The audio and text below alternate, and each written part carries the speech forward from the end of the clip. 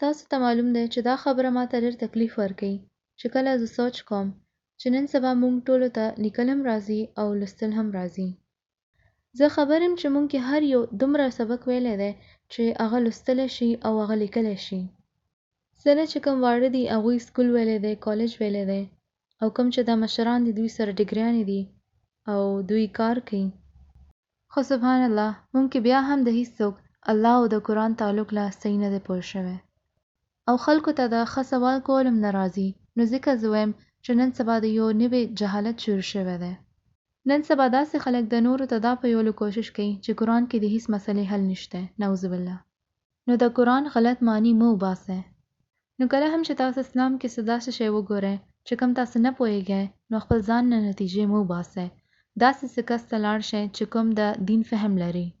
نو که تاسو داسې وکړئ نو تاسو ته به انشاءالله خپل د سوالونو جواب به ملاو شي. نو زه تاسو یو خبره کوم چې څه ورځ مخکې د یو کس سره زه روانم او هغې راته ویل چې اسلام کې ښځو سره ډېر ظلم کیږي ځکه چې یو کس مړ شي نو هغې زامنو ته زیات شی ملاویږي او دا خو ډېره بده خبره ده. نو ما هغې ته ویل چې وروره ته یو ځل خپل کلمه بیا ووایه. زه د ټوکې نه کوم، ته خپل کلمه ووایه. که تا به یو ساده سوال تپوس کو نو هغه به بله خبره وه.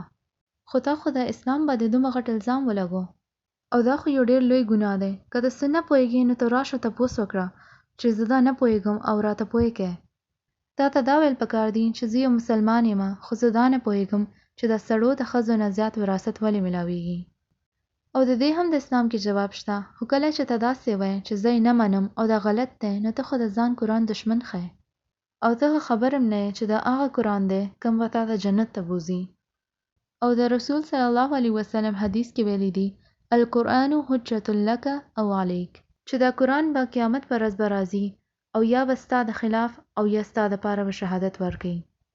او د شهادت به ولې ورکوي او څه به وایي او یوازې دا نه چې تا دې له څنګه لوستی دی بلکې د دې شهادت به هم ورکوي چې تا دې باندې څومره عمل کړی دی او ستا دې سره څنګه تعلق و او دې تا ته د الله رحم په اړه زده کړی او نو تا الله ته د رحم دعا کړې وه او که نه. او دې تا ته د حرام نه ځان لرې ساتل نه ویلي وو نو تا حرام کارونه پرېښي او که نه.